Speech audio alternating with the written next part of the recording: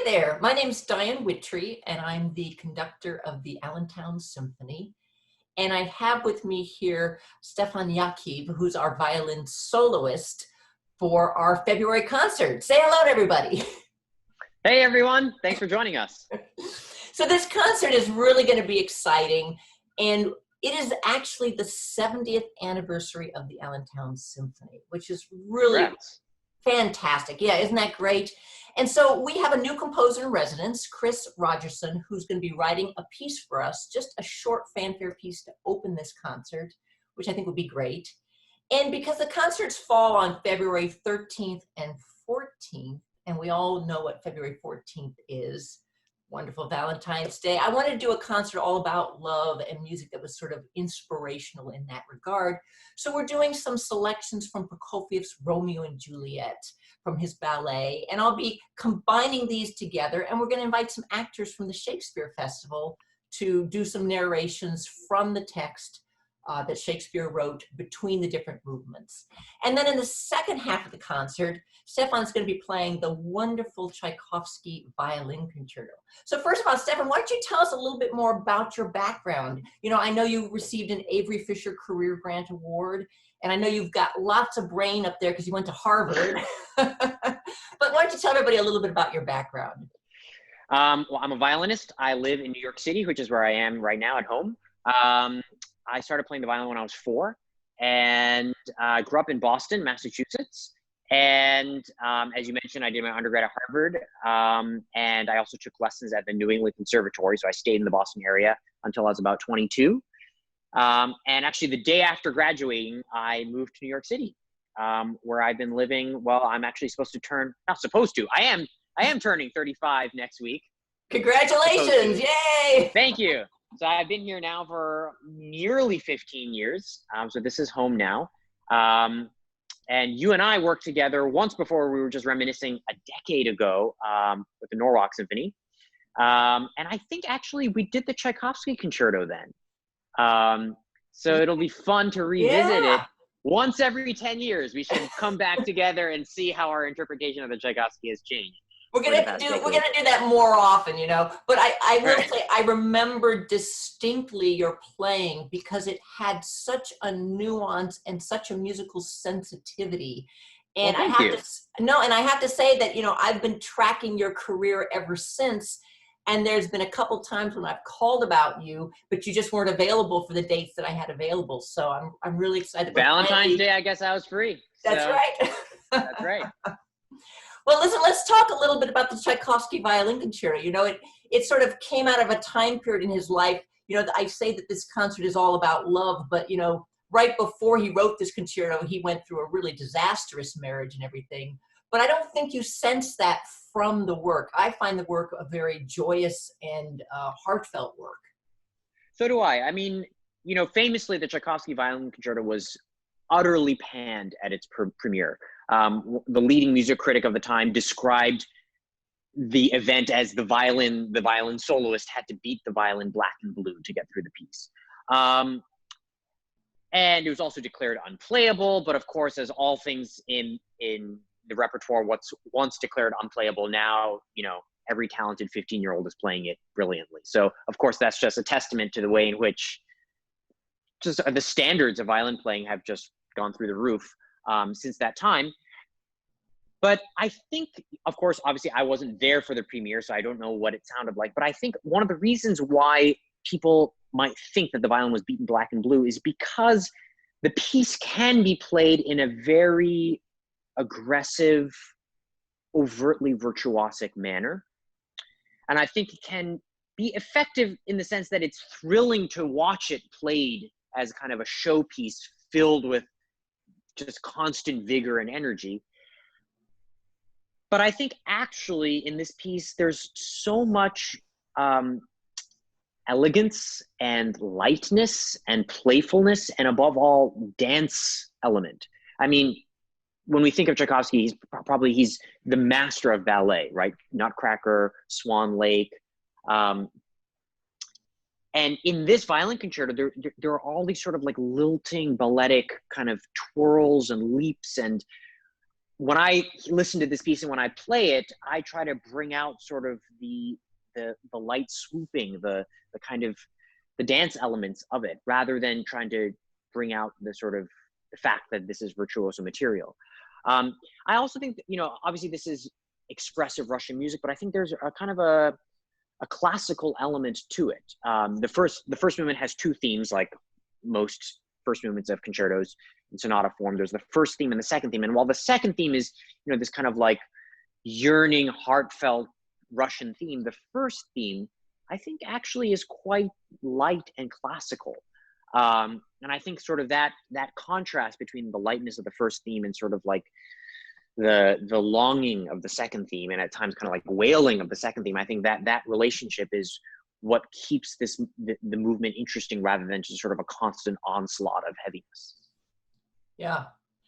You know, it was funny, I was doing a little bit of reading up on the concerto and noticed that, one, he wrote it very quickly, and I think just about 11 days, but then I guess in talking to some people, he decided he didn't like the second movement, so he just completely rewrote that and used that in another piece. I think it's interesting that how composers just move things around.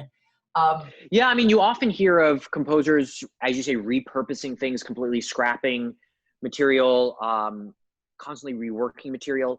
You know, we often think of these geniuses like Tchaikovsky and other giants as, you know, having full formed ideas pop into their head, and then it's just matter of putting it down on paper. And I think while that might be true for some of these geniuses, like they say that, like, you know, looking at Mozart's scores, it's like he's just taking dictation, like it's perfect, no revisions. But a lot of composers, probably most famously Beethoven, really toiled over every single note.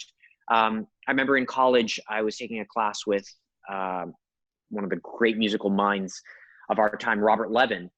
And he was talking about the opening to Beethoven's Fourth Piano Concerto, which is probably one of the most inspired few bars of all time. The piano enters in G major by itself, and after the first phrase, the orchestra enters in B major, from G to B. So it's just sort of like out of nowhere, you're in this new key.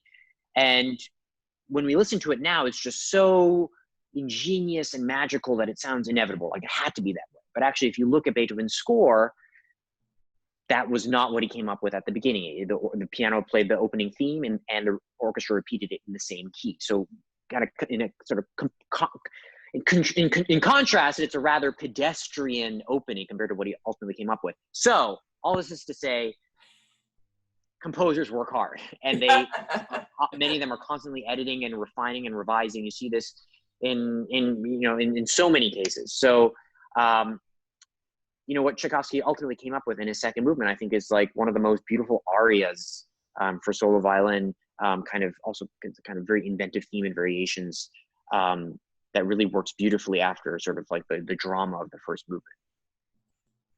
Yeah, that's great. You know, I'm glad that you mentioned the Beethoven Piano Concerto No. 4, because that's actually another work we're doing this season in celebration of Beethoven's 250th anniversary. There you go.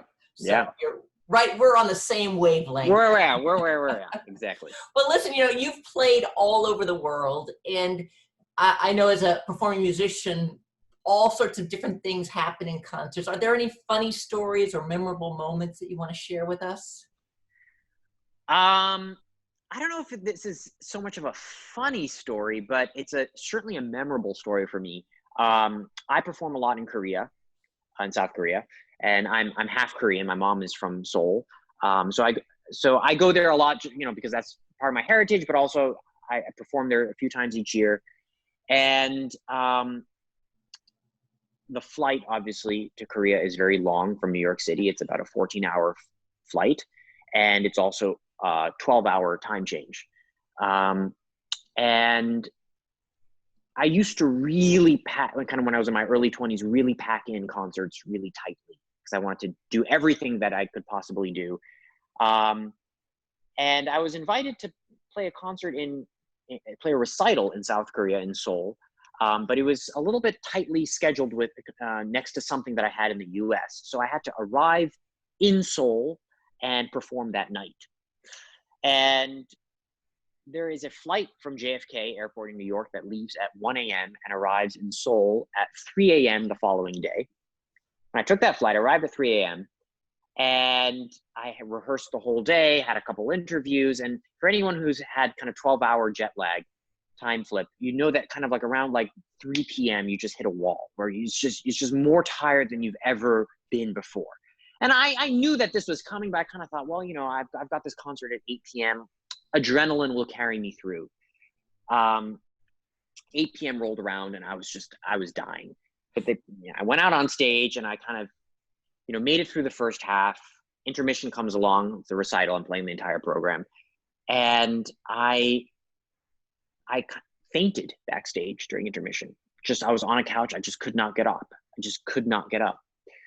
Just sheer exhaustion. And so we had like a 30-minute intermission, and, you know, stagehands giving me a lot of water, giving me food, and kind of, I finally managed to kind of pull myself together. They basically pushed me out on stage to open the second half, which was Beethoven's Spring Sonata. And Spring Sonata is a piece that I played many times. There's also a piece that everybody knows. It's, you know, one of the most recognizable first movements in all of music. And I was out there with my pianist, and because of recital, I had music in front of me. And in the middle of the first page, piece that I knew like the back of my hand, I got completely lost on stage. I had no idea where in the piece I was. And just sort of like this sleepy panic that just like rushed over me, where I realized I couldn't find my spot, even though I had the music in front of me and I'd played the piece many times, no idea where I was. And so I kind of just like vamped for about 30 seconds in what I think was cacophony. And when I walked off stage after that piece, all the stagehands, they were way too polite to say anything, but it was clear that something had gone terribly wrong. And since then, I've been very careful about not stretching myself too thin. So I'll be in Allentown with plenty of time to spare. That's a great story. That's kind of one of the most memorable not maybe not memorable for a positive reason, but memorable on stage events of my life. Yeah. Well, you know, yeah. I didn't do it to that extent, but I do remember a similar story, and I have no jet lag excuse. When I was like a high school student, where I was playing some Bach something and I got lost. Yeah. And I just started vamping and making up stuff. Yeah. And then it was so funny because afterwards, I must have vamped really well, because afterwards people came up and asked my accompanist if she'd gotten lost during the piece. She got really mad. Did your accompanist take the blame? Did he or she take the blame? It was very nice of her. You know, obviously this was an audience where people didn't know the piece, and I guess right. You could get away with it. Yeah, we could get away with it. You know, listen, there's a lot of young players out there, and hopefully some that might be listening today. Do you have any words of advice that you might give to a young violinist? Yeah, I think first and foremost, what's going to carry you through a life in music, practicing every day, kind of frustrations, and also what fuels the joy of it, it comes down to a love of music. Just loving music, loving listening to music, loving the music that you're playing. That ultimately is what it comes down to, and trying to share that love of music with other people, and to make other people love the music that you love as much as you love it. From a more sort of practical standpoint, I find that practicing is more enjoyable and more productive if every day I have a clear idea of what I want to accomplish. That doesn't mean that I necessarily accomplish it every day, but for me, it's usually a disaster if I just pick up the violin, not knowing what I want to accomplish, but just feeling like I need to put in the requisite hours. Because then I get distracted, I feel aimless, I lose interest, I feel like I'm not working towards any sort of goal. So it might be even a very small goal, like I want to memorize these 2 bars, or I want to get these 2 bars up to a certain metronome tempo. Or it might be a goal like I want to be able to play through this page 5 times today. So just having some sort of guideline that I'm trying to follow, for me, has really made practicing manageable, and has really made it's made it easier for me to pick up the violin first thing in the morning, because I have some sort of routine in my mind that I can stick to. That's something that's worked for me. obviously everyone's routine is going to be different, but I think having some sort of clear-cut goal rather than just sort of going into the practice room saying, well, today's another day, but I have no idea what I want to do. That's something that's helped me. Yeah, I think that's very good advice. What type of ratio do you have within, working on things that you know and have performed before and working on maybe a new work that you're coming at for the first time? How do you sort of divide your time? And how do you keep control of that so you don't bite off more pieces? You've probably played all the repertoire by now anyway, though. There are a lot of pieces that I either have never performed but learned in my student days, or have never learned that I'm learning for the first time. And I think it's important to always be learning new things rather than just constantly polishing and reworking stuff that I've learned before, performed before. So each season I try to do at least one new concerto, add one new concerto to my repertoire. So for example, next season, it's going to be the Berg Violin Concerto, Alban Berg Violin Concerto, a piece that I love and I've wanted to play for a long time. And I think actually that balance between reworking and polishing a familiar work and learning a new work from scratch is a healthy thing, because it kind of exercises different parts of your brain, also keeps things interesting. And I'm one of those people where I need a concert I need a deadline in order to actually learn something. So I will always program a piece that I don't know yet, because knowing that I have to learn it by a certain day for a certain concert forces me to learn it. So that's a way in which I kind of, force myself to keep learning, and therefore hopefully keep improving. Also, when I'm reworking a piece like the Tchaikovsky that we'll be playing together, I've played the Tchaikovsky many times, and I always find that it's a recipe for disaster if I have the mindset of, I feel like I had it really down last time, let me just rework it so that I can get it like that again. Because it's impossible to reproduce what you had last time. And also reproducing something means you're not changing. So of course I try to remember kind of the things I've learned in prior experiences with it, and, come to it though with in some sense a blank slate. So obviously I know the notes, I remember what it's like to perform it, but I try to kind of approach it like like I'm learning it for the first time. So I'm not stuck in this kind of hamster wheel of executing rather than performing, if that makes sense. Yeah. So to try to kind of not think about what worked last time or what didn't work last time, but just sort of see, like, how do I want to play it now? What turns me on about the piece now? What comes to mind? What inspires me about the piece now? And it'll be different from last time, and it'll be different from the time after that. And I think that's healthy. There is no definitive interpretation or definitive performance of any piece. It's just how you're feeling in that moment, what's going on in your life, who you're collaborating with, who's in the audience, what the hall's like, all of that. It's just a snapshot in time, and then it's done. So to sort of surrender to that and try to sort of, rather than thinking, well, I'm going to try to make it the ultimate interpretation, that never works. So to always try to come to it with an open mind is what keeps performing the Tchaikovsky joyful for me. Wow, that's really great. Well, we're going to be very excited to hear how you come to your performance with the Allentown Symphony. And I know that you're going to play it very differently than when we worked together in Norwalk. Yeah. That was a long time ago. We both have grown and changed a lot as musicians in that time period. So it's for sure a lot of fun to work. And one of the great things is not only working with you as an artist, but working with the orchestra musicians and, hearing how they play, because they played it with many different orchestras, but us coming together to and everyone responding to whatever we're bringing to the table. Exactly. And I think that's why we all do this, is because every moment is a different journey. Every performance is different. And I think that's why we have live music, because people want to experience the uniqueness of that singular performance. Yes, completely agreed. Yeah. Well, listen, we're looking forward to having you here in person, and me too. I can't wait. Yeah, it's going to be a great performance, and I want to thank you for talking with us today. This has been really great. My pleasure. Thanks for having me. Great. Thank you.